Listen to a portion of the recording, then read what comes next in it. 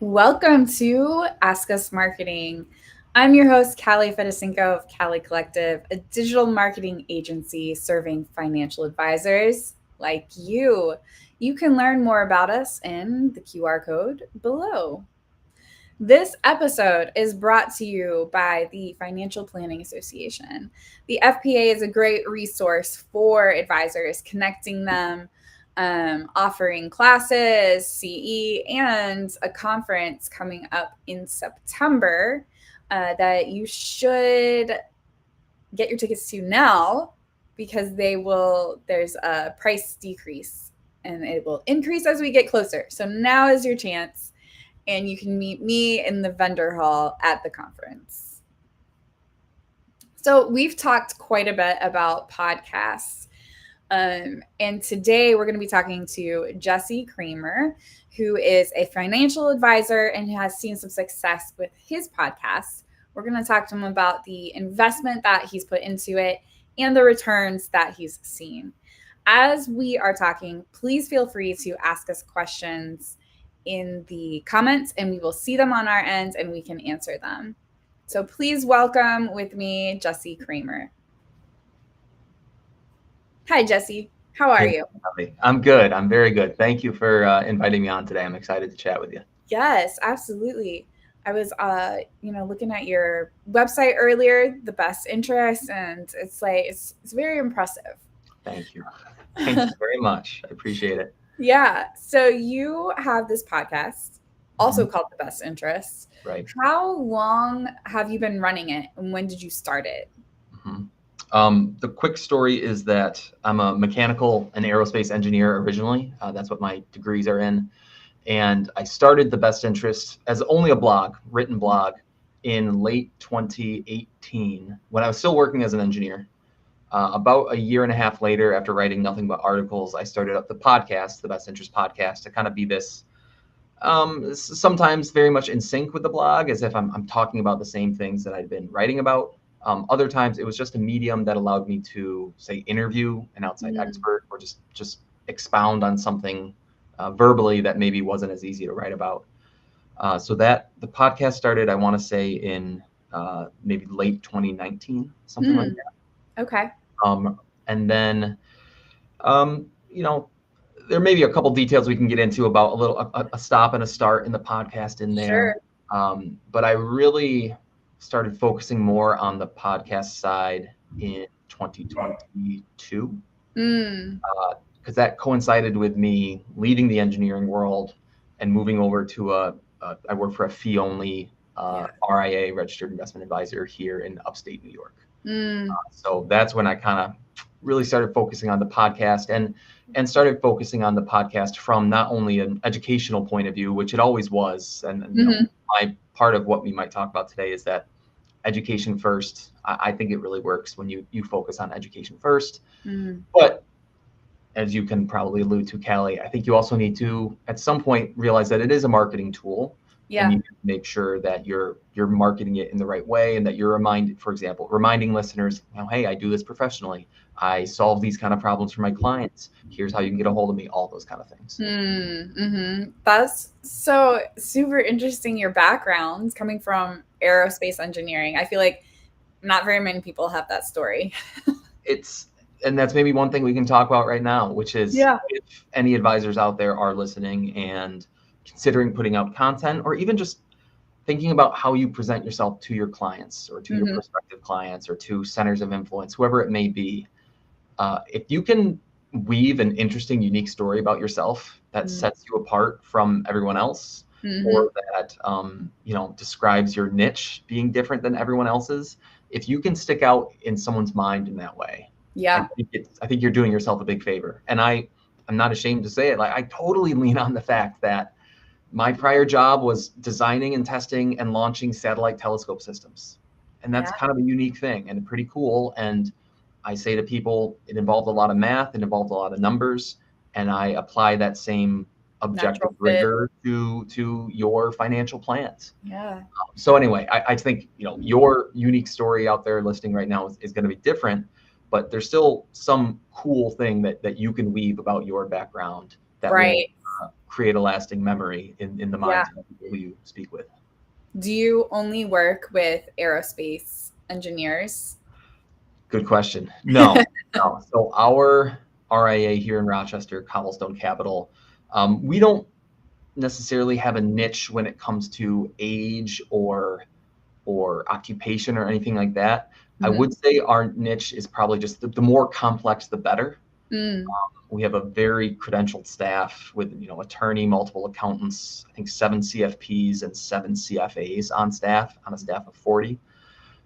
So generally, if we're talking like higher net worth business owner, complicated business transactions, complicated family with like estate planning, we do some estate planning in-house. So that I'd say that would be our niche, and that's something that I tell people too. If someone asks, is not necessarily, but the more complex, the better. The better suited we are to provide excess value when compared to maybe some other firms out there. Right. Okay. So your podcast, what it's called, The Best Interest. What is it about? Is it about these complex scenarios? Yeah. The whole idea is whether someone is a DIYer. Whether someone's just new to personal finance and investing in general, whether someone might be a DIYer and they might never even want to engage with an advisor, or whether someone's just interested in learning more. My thought is that a lot of the personal finance basics have been covered or just are covered. They're easy to find the answers out there on the internet. A simple Google search will tell you what the maximum contribution for a 401k is this year. I don't need to write an article about that. Like it's rote knowledge that's easy to find. So I want to focus on stuff that's a little bit deeper, that's a little bit more complex. It's stuff that the average advisor listening right now might think is fairly run of the mill. It's kind of like day-to-day CFP stuff. Right. But if you're a DIYer, well, it's not day-to-day stuff for them. It's pretty complex for them. Yeah. And again, to benefit those listening right now, my marketing angle is, if I attract a bunch of DIYers to my podcast, that's fine. And I acknowledge that. I know who my audience is. And when I am marketing to them, I will say, you might never be interested in working with me, and that's totally fine. But there are people in your life who have no interest in being a DIYer, but they want to work with a financial planner who they know is a fiduciary, who they know will do good work for them at a fair price. And if you're willing to mention my name to that person in your life, everybody wins. I'm going to keep on producing this content. You're going to keep on learning, and you're providing really good help to this person in your life. Yeah. Are you saying that in the beginning of your podcast or maybe as you're outroing? Like, what does that look like? Yeah, good question. I am saying it ad hoc at random times. I might not even say it every episode. Sure. And that's something that, of the podcasts that I do listen to, many of them are very good about repeating those catchphrases, repeating those calls to action every single episode. And maybe I need to get a little better at that. But there are a couple funnels that I have set up. For example, I recorded one episode basically dedicated to the idea of what's the business model of the best interest and how can my DIY listeners actually help, sustain business. Yeah. I don't run ads. I don't sell products, meaning like I don't sell a course or I don't sell like a book that they can, that kind of thing. Really, the only revenue for the best interest is that occasionally I get new clients from the best interest who work with me at this RIA Cobblestone, and that's the business model. And so what I do have though is every episode I run a little internal advertisement that either encourages people to sign up for my newsletter, encourages listeners to go read the blog, or encourages them, points back to that other episode I recorded that says, here's the business model, here's how you can help, here's how you can give feedback to me. So that's kind of the funnel, if you will. Yeah, that's great. And very interesting to me that, it's like a call to action. Like, hey, you really like listening to this? Well, if you want to keep listening, help me out. Right. Essentially, that's it. And so, go ahead. I was going to say, it might not hit with everybody, but I think the whole idea of marketing and the way at least I approach marketing is if I can get 1,000 people to listen to every episode, which is about where I'm at right now, and maybe that message only really sinks in for 100, and then only really sinks into like 20 of those 100 who ever even think about sending me a referral. Like, the advisors listening right now know that's enough. Yeah. If I can get 10 to 20 good referrals a year, yeah, and, a certain percentage of those actually turn into clients for me, like that's more than enough. Right. Let's talk about that 1,000 followers. Mm-hmm. How did you build that up? Yeah, so mostly grassroots. Okay. And it actually probably all started with the blog. So I send a weekly email that people can sign up through the website, the blog. That's got about 8,500 weekly subscribers. And they come in fits and starts, I would say. Yeah. The most reliable ways is once in a while, I'll write an article that for one reason or another just kind of catches fire. I wrote an article probably 3 years ago now that very unexpectedly got shared around by some other bloggers. Like Michael Kitces shared it in his Sunday reading, or what does he call it, weekend reading. Yeah. And so like once in a while that'll happen. And that for me it's fairly random. Yeah. And it's a Right. game of numbers, to borrow something that Nick Murray would write, for those of you who know Nick Murray.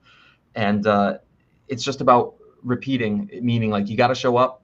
In my case, I've got to show up. I've got to write my weekly newsletter. I've got to write new articles. I've got to make new podcasts episodes. And eventually something will catch. So that's one way that the readership has grown over time. It's just, wow, out of nowhere, 300,000 people read this article, and 1% of them signed up for my newsletter. Awesome. Yeah, absolutely. But then the second way that is probably more reliable is that given enough time, your readers will start to recognize you, will start to share you.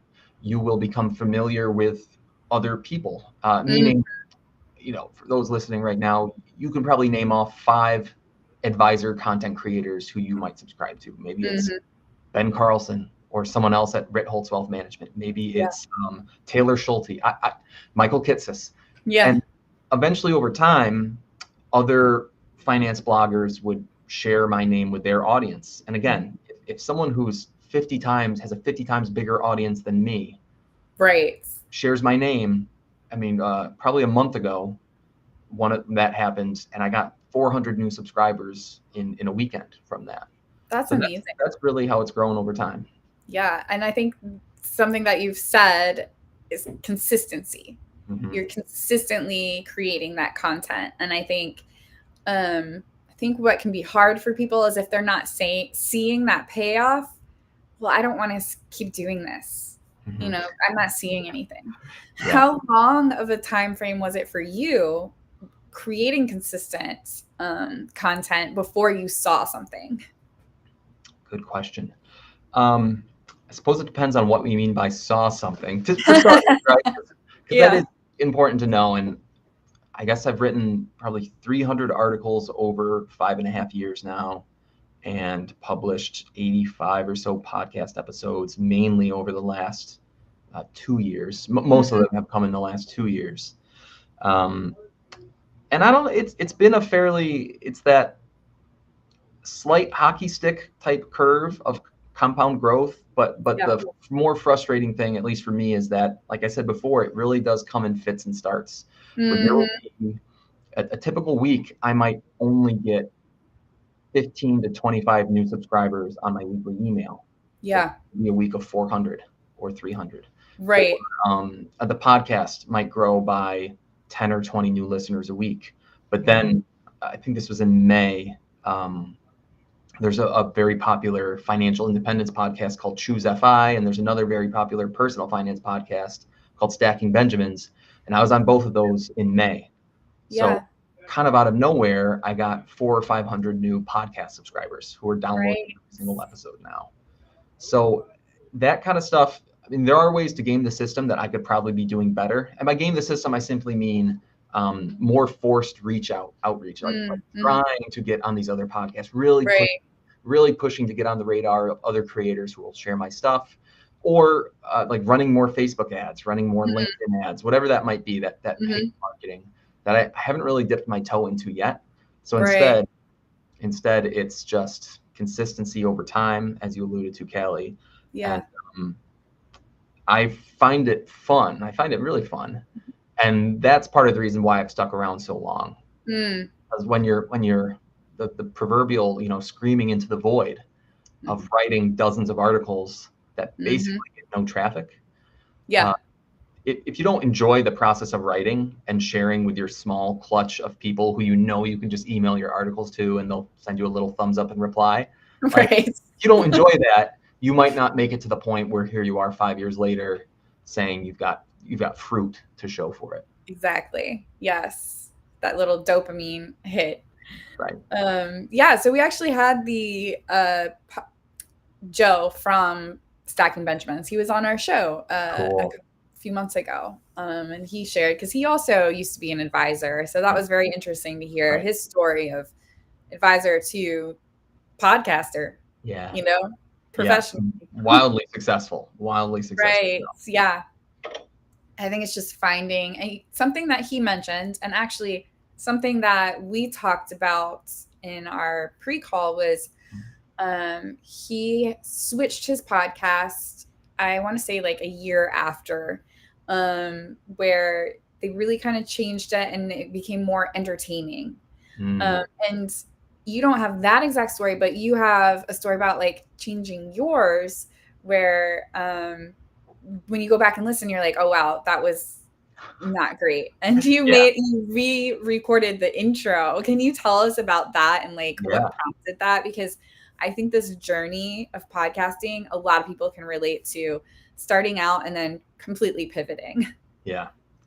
So that story is multifaceted. One of the facets is that just about anybody out there, if you're looking to start a podcast, good for you. Be ready for the fact that your first N episodes, maybe it's 5, maybe it's 10, maybe it's 25, are going to be pretty bad in quality. Yeah. Because maybe you're trying to edit it yourself. Maybe your equipment isn't up to par. But just one of the biggest reasons is it takes practice to get behind the microphone and speak clearly.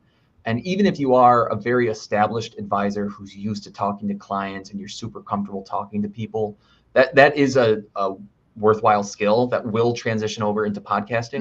But there's still something more to the it just takes practice. And there's no substitute for putting in those reps and recording those episodes. So that's part of what's going on here.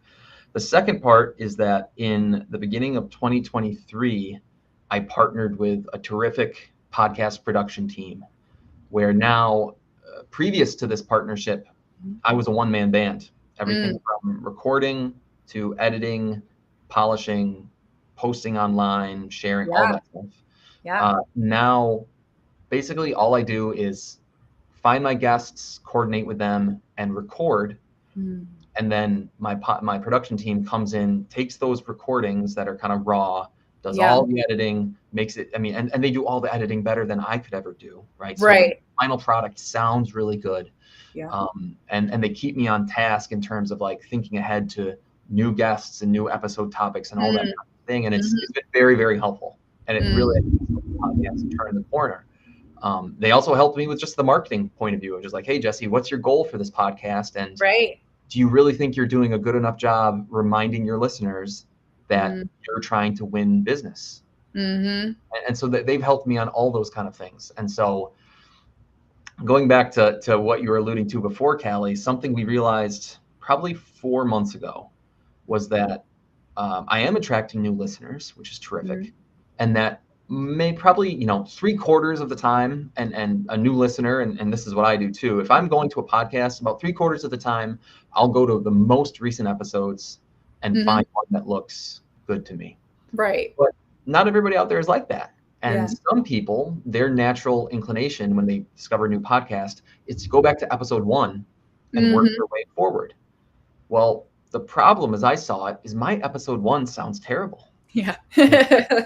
Completely unpracticed podcaster doing everything myself, just kind of making it up on the fly. Right. And I attracted this new listener who's going to start with that, and rightfully they're going to say, this really doesn't sound good and there's no way I'm going to spend more time listening to it. Right. Yeah. So we decided to essentially wipe out that version of episode 1 and record a short, sweet new version of it that says, even though I think the date on the episode is like 2021, the episode basically says, hey, everybody, this is Jesse speaking to you here in 2024. You probably just discovered the Best Interest podcast and you went to episode 1. That's why you're here. And I'm telling you, the first 20 or so episodes aren't very good. And in fact, I'd skip ahead to episode 40 because that's where I believe it really gets good and is worth listening. Yeah. So again, just a simple little thing when it comes to, your whoever's consuming your content. Like, how are they approaching it? How are they thinking about it? Put yourself in their shoes and make some adjustments to make sure their experience is better. Yeah. So you said you've been working with a production team. Do you mind sharing who that was? Yeah, totally. It's Justin and Kyle Peters of Simple Pod Studios, who I think you know, Callie. I do, yes. And they are wonderful people. Justin's been on our show a couple times. So for anyone listening, if you're curious about what equipment to start with, as Jesse referred to, Justin walked us through his suggestions on microphones. Yeah, they've been great to work with. And they even, speaking of niches, which any advisor can appreciate, Justin and Kyle, my understanding is they're carving out a really good niche for themselves in the financial services space. They're familiar with our wants and needs and goals. And so that just makes them very, very easy to work with. Yeah. Yeah. It's always nice to have a partner who understands where you're coming from. Absolutely. So let's talk a little bit about the response that you've seen from the podcast. Actually, before I ask you that, let's talk about the investment, like time, money. What has it looked like for you over the last 2-3 years? Yeah, it's time above all else, I would say. If I had to go back and look at the actual kind of return on investment when it comes to hours of time, the numbers wouldn't look great. But part of that, again, is just because this is a long-term investment. And, I can record an episode once and it will sit there for posterity and people can go back and listen to it, which they do. I can look at the numbers and say people are listening to old episodes and people are hearing those old calls to action. And someone 5 years from now might say, hey, I listened to episode 77. I thought it was amazing. Can we talk about what you do professionally? Because I need to work with someone. Right. That's the long-term goal. Yeah. Now, actual brass tacks expenses, I think last year it was something around $7,000 out of pocket to operate the Best Interest overall. And that means, a fair amount of that went to production costs for the podcasts. But there's also just, a MailChimp subscription, hosting costs, all these little ancillary expenses to run a WordPress website, those kind of things. So that was the cost. Hours of time, boy, on average, going back 5 years, anywhere from 10 to 20 hours a week for the last 5 years, something like that. So yeah, a fairly serious time commitment. But if you are an advisor out there with a marketing budget, there are certainly things that I could have been outsourcing. The podcast production was a huge one. Like, like I said, it's probably my biggest line item on an annual basis, but it saves me so much time and makes the end product so much better. Right. $100 well spent.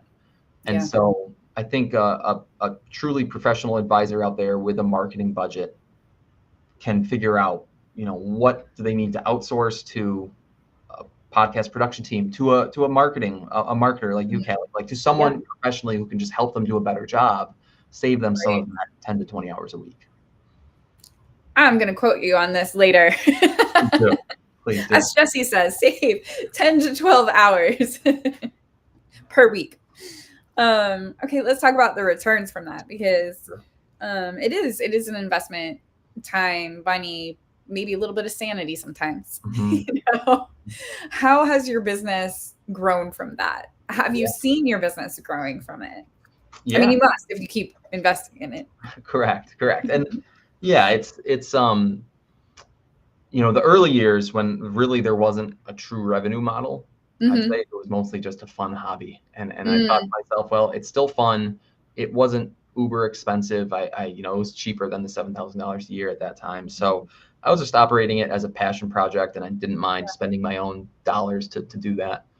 But the last couple of years, where now I'm working professionally as an advisor at a very well-respected firm here in Western New York, and I've got this cool podcast on the side. It has led to real new clients, real prospects, and real new clients. Probably on the order of maybe one solid prospective lead per month. Of which, again, if 1 in 3 of those people ends up being a good fit for what we're looking to do as a business, and everybody's happy with the two-way interaction, well, great. That's 3 or 4 new clients a year. And everyone out there can think through that on their own revenue model and realize, that's a worthwhile return on investment. Right. And the way I see it is this is still the early days, meaning I've been at this job now for 2.5 years as an advisor, and that's still relatively early is my understanding. I think a lot of more experienced advisors out there will say, yeah, those early years are tough. You're grinding and meeting people and shaking hands and all that kind of thing. And not a lot of benefit, not a lot of fruit is coming from your labor. Yeah. But the one cool thing that there's this kind of phantom return that I'm getting right now, which is every person who I meet, every person who I connect with on LinkedIn, follow up with an email, all these little connections that right now, maybe, you don't want to badger someone in their inbox every week or every month. But I can mention to them that I run this blog, that I run this podcast, that I have this weekly newsletter. Right. And they can go check it out. And oftentimes they do go check it out. Or we do connect on LinkedIn. So they do see when I'm sharing my content there. Right. They see the fact that, by no means am I the Joe Saul Seahigh stacking Benjamins level. Yeah. But I'm rubbing shoulders with, Joe's invited me to the podcast a couple of times. Right. And, again, everybody out there knows, like, if you get featured in Forbes, it's cool, but it's not necessarily unique, but it's still kind of cool. So if my face pops up on a MSN article, like, oh, that's kind of neat. Yeah. Right. So these little things come from all this content creation. And I think it reminds people, even if they're not clients, even if they're never going to be clients, it still puts you on their radar in some little way. And if you do that for a few dozen, a couple hundred, 1,000 people over 10 years, like, something good is going to come from that. Yeah. Right. Planting seeds, right? Correct. Yeah. Something that you mentioned, I kind of want to dig into a little bit, although we are getting short on time, so I'll try to keep it short. But I think a lot of times we think in like black and white, like, okay, Jesse's doing podcasting. That's his thing. But you just mentioned LinkedIn messaging, emails, a blog. Like, you're doing more than just podcasting. Maybe the podcast is your anchor content, but sounds like there's a lot more that you're also doing. What has that looked like, that journey? Are you spending just as much time on these other areas as the podcast, and maybe it kind of fluctuates? And is there something that I didn't list that you're doing? Yeah. No, I don't think there's anything else I'm doing that you didn't list. I would say the main things that I'm spending my time on are writing articles, producing podcast episodes, and then writing this cohesive weekly email that drips into people's inboxes. Yeah.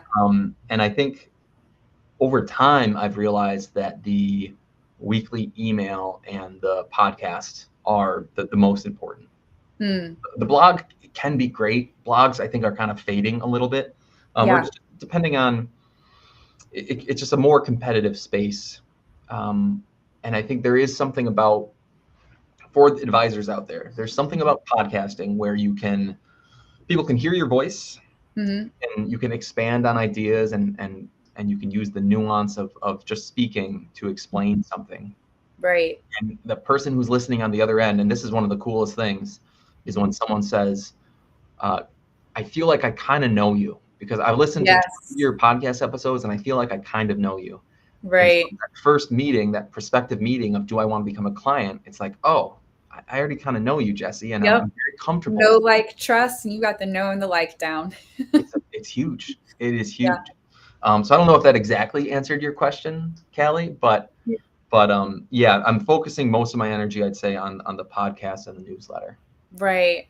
Another question is, there's prospects, getting the prospects in. Mm-hmm. What about your current clients? I'm sure that the podcast, you're using it with them. Are you bringing it up in meetings or meeting follow-up? Hey, check out my podcast. Oh, this episode goes great with what we talked about. How are you using it with current clients? Yeah. So that's probably the main way, is just when a client, I try not to push it too much, only because, again, I mean, technically speaking, I don't want it to be seen as, I just don't want it to be seen as being pushy or like forcing my work down a client's throats if they don't want it. Right. But if a client asks me a specific question that I know I have answered in detail in a podcast episode or in a blog post, I 100% will send it to them. Yeah. Or if a client comes to me and they're that very prototypical client of, within 1 to 4 years of entering retirement, and they have all these retirement related questions of conversions and when to take Social Security and RMDs and where's my income coming from, all these different things. I kind of have this template email that says, here's these suite of questions that I've answered in detail that I think at least, if not many of these links, at least one of them, you're going to find really beneficial today. Yeah. And it's something that I've heard said before, and I found it true myself, is when a prospective client says, wow, Jesse, not only does Jesse have the answers to my question, but he was thinking about it, 3 years ago. He was thinking about it 5 years ago. He's had answers on his radar for a long, long time. That builds a certain rapport of, it makes the prospective client think, wow, this might be the right advisor for me. Yep. He's on top of it. He's proactive. Correct. He knows what he's talking about. Yeah, exactly. Absolutely.